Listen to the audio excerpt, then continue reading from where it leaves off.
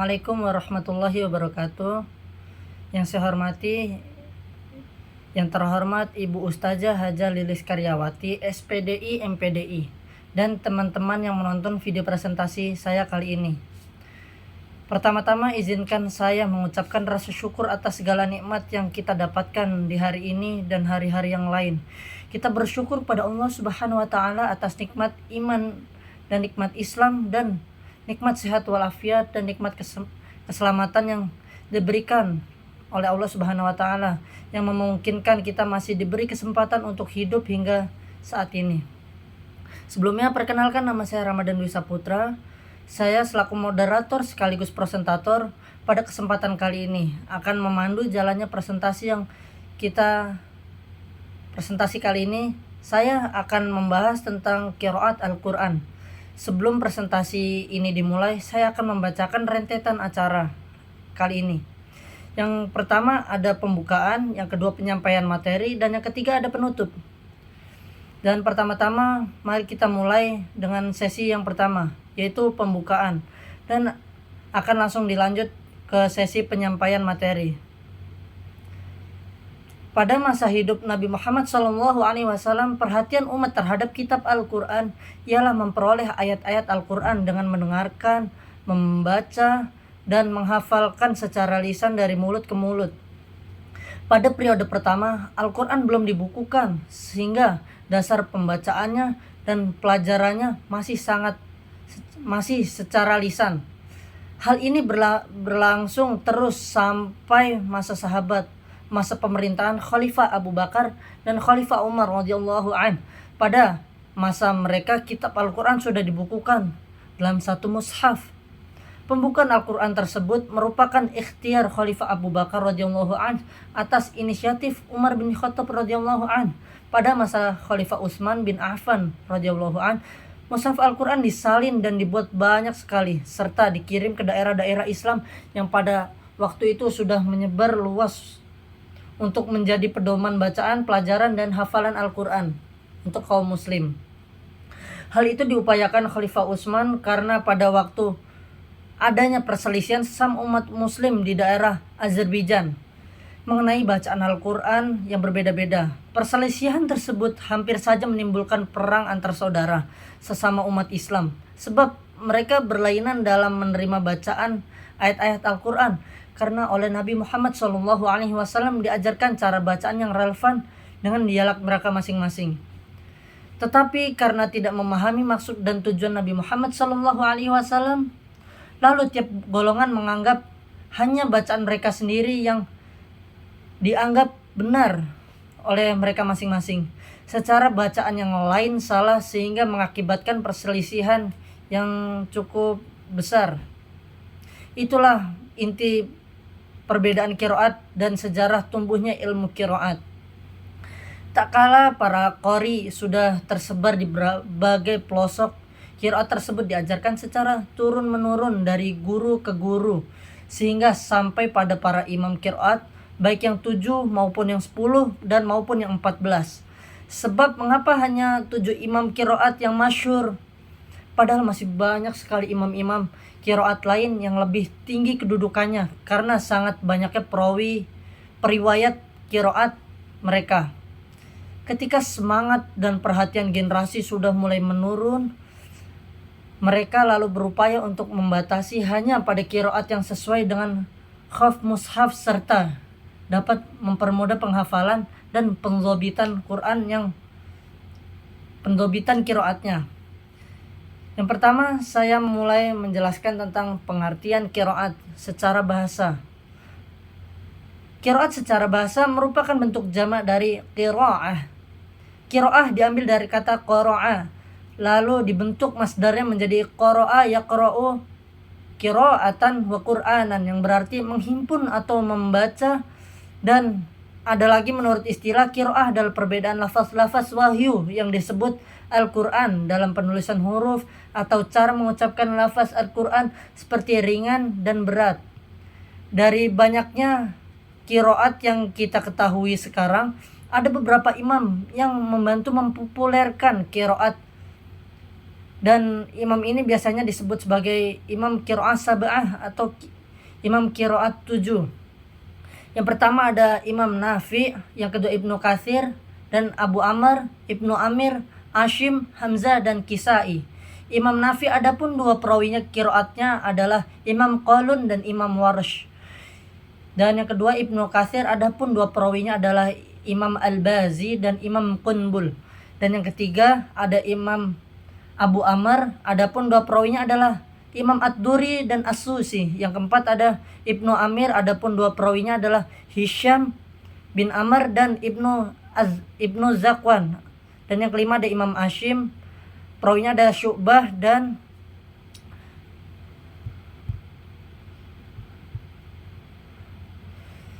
yang keenam ada Imam Hamzah, perawinya ada Imam Khalad. Yang ketujuh ada Imam Kisai, adapun dua perawinya adalah Abu Haris dan Imam Ad-Duri. Syarat qiraat mutabarah. Adapun kriteria diterimanya qiraat itu ada 3 hal sebagai berikut. Yang pertama, qiraat tersebut harus sesuai dengan kaidah-kaidah bahasa Arab. Yang kedua, sanad dan riwayatnya harus menceritakan qiraat-qiraat tersebut harus sahih. Dan yang ketiga, bacaan dari qiraat tersebut harus cocok diterapkan kepada salah satu mushaf Utsman. Oleh karena itu, qiraat Al-Quran yang sahih harus memenuhi ketiga kriteria di atas. Sebab qiraah yang demikian itu termasuk salah satu dari sab'atu ahrufin, 7 macam bacaan yang diturunkannya Al-Quran. Dan qiraat ini memiliki pengaruh perbedaan qiraat terhadap tafsir. Antara lain perbedaan dalam menentukan bunyi lafal seperti membaca kata Maliki Yaumiddin. Pada kata tersebut bisa dibaca panjang huruf mimnya oleh Asyim, Al-Kisai dan Imam Ya'qub. Ketika dibaca panjang, maka Maliki Yaumiddin memiliki arti pemilik hari pembalasan.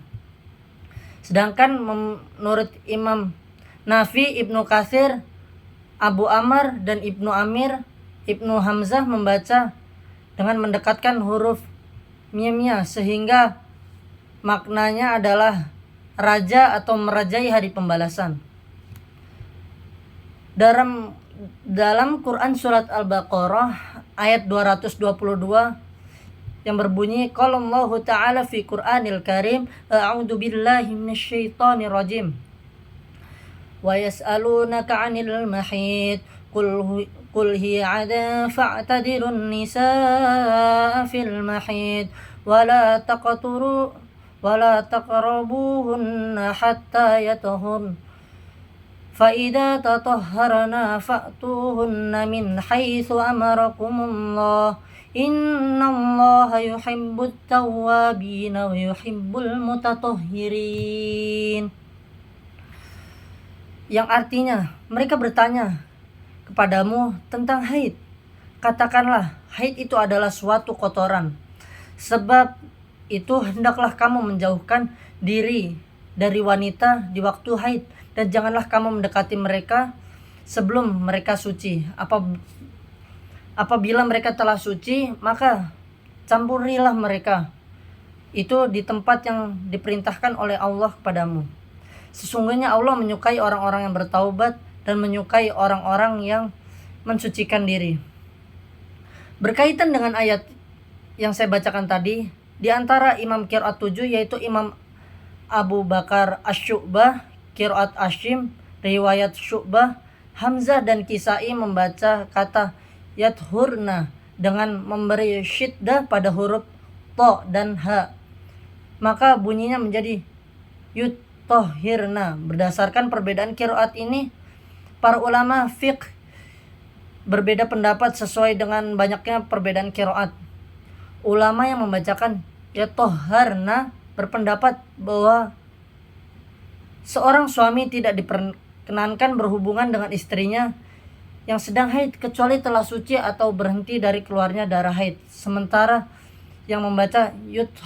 Yutotohirna menafsirkan bahwa seorang suami tidak boleh melakukan hubungan seksual dengan istrinya kecuali sudah suci atau sudah bersih. Seperti yang tertulis seperti yang kita tahu dalam Quran surat An-Nisa ayat 43. Qala Allah Ta'ala fi Qur'anil Karim, a'udzu billahi minasyaitonir rajim, bismillahirrahmanirrahim. Ya ayyuhalladzina amanu la taqrabus shala wa antum sukara hatta ta'lamu ma taquluna wa la junuban illa 'abiri sabirin hatta taghtasilu. Yang artinya, hai orang-orang beriman, janganlah kamu mendekati sholat sedangkan kamu dalam keadaan mabuk sehingga kamu mengerti apa yang kamu kerjakan atau kamu ucapkan. Jangan pula hampiri masjid sedangkan kamu dalam keadaan junub terkecuali sekedar berlalu saja atau lewat saja hingga kamu mandi. Manfaat mempelajari qiraat Al-Quran menunjukkan, yang pertama, menunjukkan betapa terpelihara dan terjaganya kitab Allah dari perubahan dan penyimpangan di masa sekarang ini. Yang seperti kita tahu, di masa ini itu banyak sekali penyimpangan terhadap kitab-kitab Allah, seperti Injil, kitab-kitab yang sudah diubah oleh para umat-umat yang sekarang, yang sudah banyak diubah, tidak murni seperti Al-Quran yang masih terjaga hingga saat ini. Dan yang kedua, meringankan umat Islam dan memudahkan mereka untuk membaca Al-Quran. Dengan adanya ilmu-ilmu qiraat seperti ini, itu memudahkan kita untuk mudah untuk membaca dan mempelajari Al-Quran itu tersebut. Yang ketiga, bukti kemukjizatan Al-Quran dari segi kepadatan makna serta setiap qiraat menunjukkan sesuatu hukum syara tertentu tanpa perlu pengulangan lafaz. Dan yang keempat, penjelasan terhadap apa yang mungkin masalah umum dalam qiraat.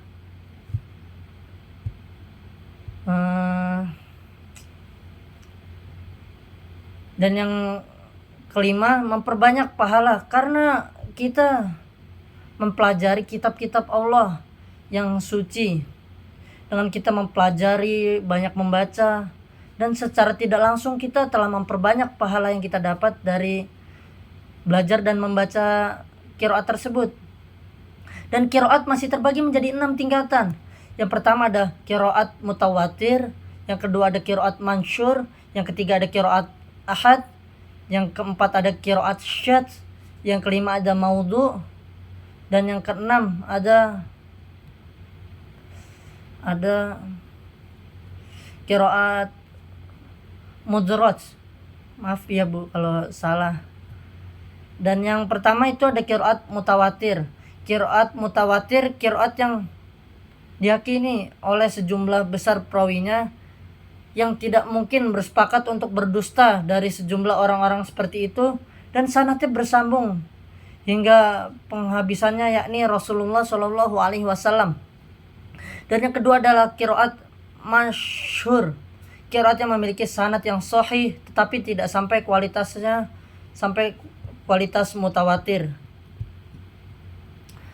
Dan yang ketiga ada qiraat ahad, qiraat yang sahih sanadnya tetapi menyalahi Rasim Utsmani, menyalahi kaidah bahasa Arab, atau tidak terkenal seperti halnya qiraat masyhur yang telah disebutkan sebagai yang tadi. Yang keempat adalah qiraat syadz, qiraat yang tidak sahih sanadnya, contohnya qiraat dalam Quran surat Al-Fatihah ayat 4.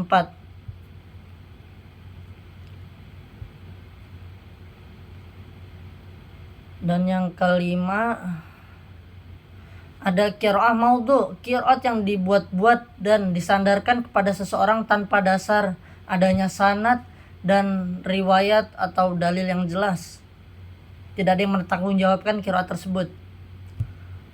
Dan yang terakhir, yang keenam adalah qiraat mudraj, bacaan yang ditambahkan ke dalam qiraat sebagai penafsiran, sebagai qiraat Ibnu Abbas tentang Al-Baqarah ayat ke-198.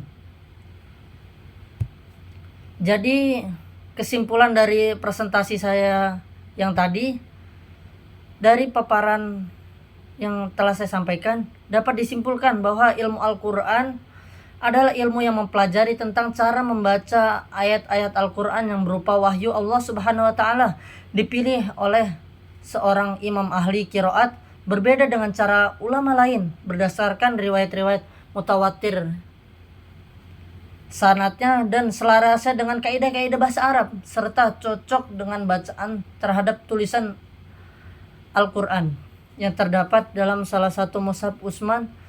Perbedaan qiraat terkadang sangat berpengaruh dalam menetapkan ketentuan hukum. Antara lain,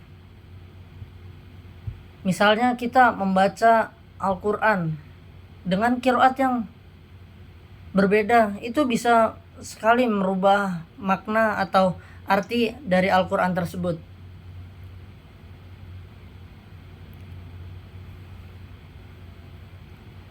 Contoh ada pada Quran surat Al-Baqarah ayat 222 yang tadi, yang yatatoharna tadi, dan surat An-Nisa. Kemudian dari variasi qiraat yang sahih ada beberapa manfaat, yaitu pertama, menunjukkan betapa terjaganya Al-Quran dari perubahan dan penyimpangan di masa sekarang ini. Kedua, meringankan umat Islam dan memudahkan untuk membaca Al-Quran. Demikian tadi adalah materi yang bisa saya sampaikan di video presentasi saya.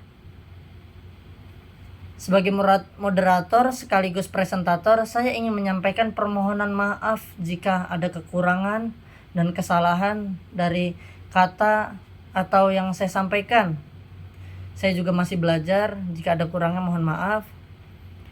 Mungkin cukup sekian. Wabillahi taufiq wal hidayah. Wassalamualaikum warahmatullahi wabarakatuh.